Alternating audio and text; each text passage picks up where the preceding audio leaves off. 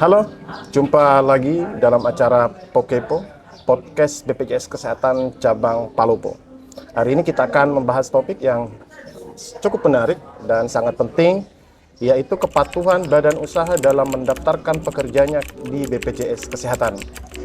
Dalam kesempatan hari ini, di sini sudah hadir narasumber yang luar biasa, Ibu Evi Ekayanti, betul? Ya, betul. Halo Pak. Selamat siang. Siang. Oke. Selamat datang dalam acara Pokepo, dalam rangka bincang-bincang kita untuk hari ini. Kalau boleh tahu, Ibu Evi Ekayanti di BPJS Kesehatan sehari-hari bertugas sebagai bagian mana? Ya, jadi awalnya saya bertugas di bagian pemasaran sebagai staf administrasi perluasan kepesertaan. Cuma karena ada pergeseran SO yang baru, maka sekarang saya menjabat sebagai relationship officer. Oh, jadi terkait tema hari ini sudah tepat ya hari ini, karena tema kita hari ini terkait kewajiban pemberi kerja mendaftarkan pekerjaannya ke BPJS Kesehatan.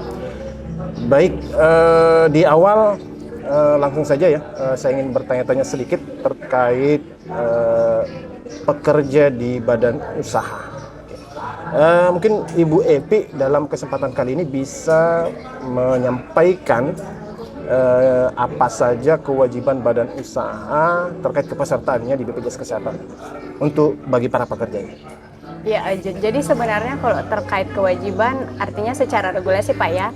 Jadi kalau secara regulasi ataupun ketentuan sebenarnya pemberi kerja itu wajib mendaftarkan pekerjanya, dan itu tertuang dalam Undang-Undang Nomor 24 Tahun 2011 tentang BPJS. Jadi pemberi kerja wajib mendaftarkan pekerjanya ke dalam program jaminan kesehatan. Berarti karena bahasanya undang-undang, artinya sangat wajib ya. Ya, betul. Jadi menarik ya, jadi peserta yang belum terdaftar di BPJS Kesehatan ada hak untuk melaporkan dirinya ke BPJS Kesehatan yang belum mendaftarkan sebagai pekerja ya.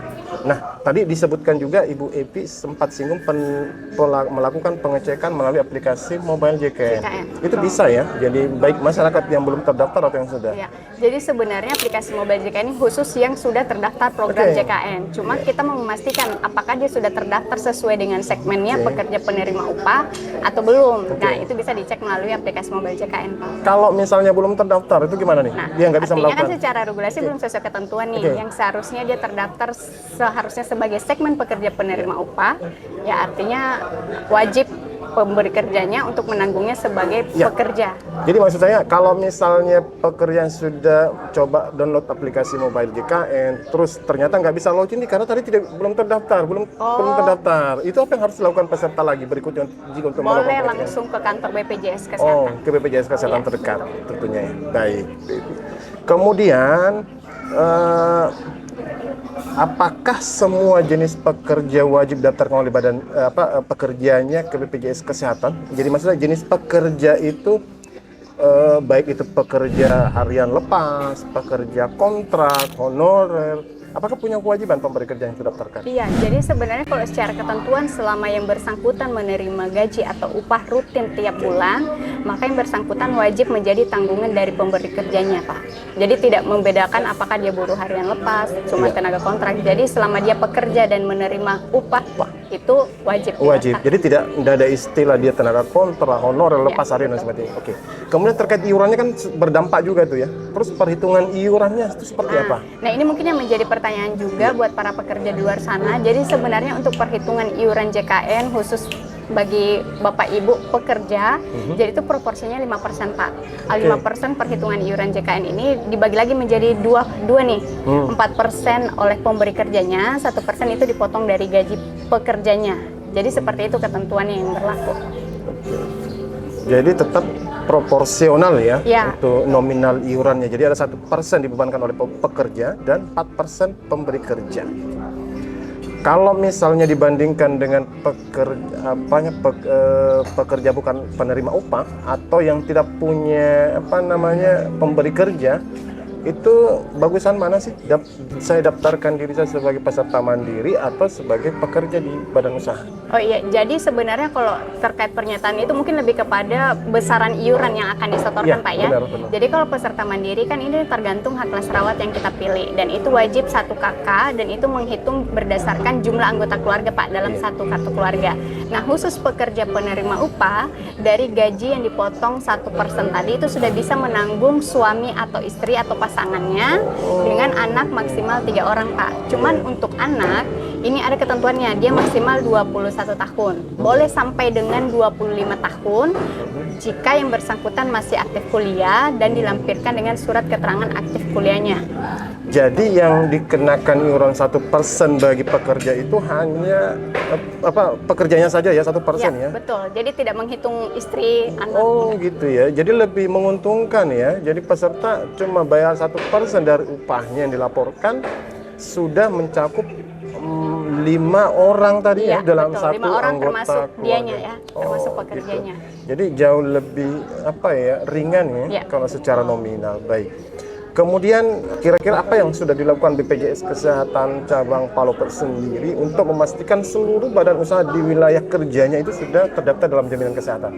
Oh iya, jadi mungkin lebih ke teknis Pak ya. Oke. Jadi sebenarnya terkait bagian kepesertaan khususnya itu biasanya tiap minggu melakukan monitoring dan biasanya juga ada data potensi nih sandingan beberapa instansi atau kementerian. Nah itu yang kemudian kami sandingkan dengan data badan usaha khususnya wilayah kerja kantor cabang Palopo nih.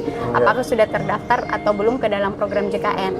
Nah khusus badan usaha yang terindikasi belum mendaftarkan pekerjanya, nah itu biasanya ditindaklanjuti oleh bagian relationship officer untuk melakukan pertemuan ataupun komunikasi ke pihak si badan usahanya terkait kewajiban yang tertuang dalam regulasi. Jadi sudah banyak upaya ya, jadi bukan hanya sekedar menunggu pemberi kerja mendaftarkan, tetapi pada prinsipnya BPJS Kesehatan juga sudah jemput bola ya, sudah melakukan pemeriksaan, bahkan sudah bekerja sama dengan instansi lain atau seperti apa tadi? Iya, saya ambil contoh kabupaten, dia bekerja sama dengan dinas tenaga kerja. Biasanya misal badan usaha meminta rekomendasi, itu harus dipastikan dulu nih, apakah badan usaha yang meminta rekomendasi ini sudah terdaftar dalam program JKN atau belum. Hari ini cukup menarik, mulai dari kewajiban pemberi kerja, hak pekerjanya sendiri. Nah, sekarang yang ingin saya tanyakan dengan Ibu Epi, untuk hak kelas rawat bagi pekerja yang telah terdaftar itu seperti apa? Apakah ada penggolongan kelas hak rawatnya di fasilitas kesehatan? Seperti apa? Ya, jadi khusus pekerja dia Pak beda dengan segmen mandiri nih. Kalau mandiri kan berdasarkan pilihan dia pengennya hak kelas rawat apa. Nah khusus pekerja dia memiliki ambang batas. Misalnya untuk pekerja gaji pokok dengan plus tunjangan tetapnya di bawah 4 juta, itu dia mendapatkan hak rawat kelas 2 nih. Tapi kalau yang pelaporannya di atas dari 4 juta tadi, dia mendapatkan hak rawat kelas 1. Oh gitu, jadi maksimal hak kelas 1, kemudian terendah kelas 2, nggak ada kelas 3 ya? Nggak ada Pak. Oh iya gitu. Kemudian satu pertanyaan lagi nih, terkait jika misalnya ada pemberi kerja belum mendaftarkan pekerjanya, kemudian tidak diminta-minta, pekerjanya sakit. Yang menanggung biaya pelayanan kesehatan harusnya siapa nih Ibu Epi? Nah kalau secara regulasi itu wajib pemberi kerjanya Pak. Oh, pemberi kerjanya. Jadi pemberi kerja itu wajib menanggung seluruhnya terhadap biaya pelayanan kesehatan. Iya, betul. Oh, baik Ibu Epi.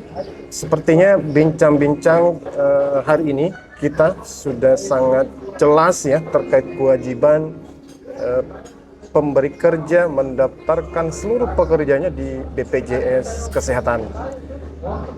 Baik Bu Epi, terima kasih atas kesediaan hari ini dalam bincang-bincang kita pada kegiatan podcast kita pada hari ini. Terima kasih atas informasi yang sangat bermanfaat. Sama-sama, Pak. Semoga para pemirsa Makanja 1808 dan khususnya seluruh pemberi kerja, pengusaha atau owner ya semakin paham pentingnya menjadi bagian dari program BPJS Kesehatan. Baik, saya akhiri.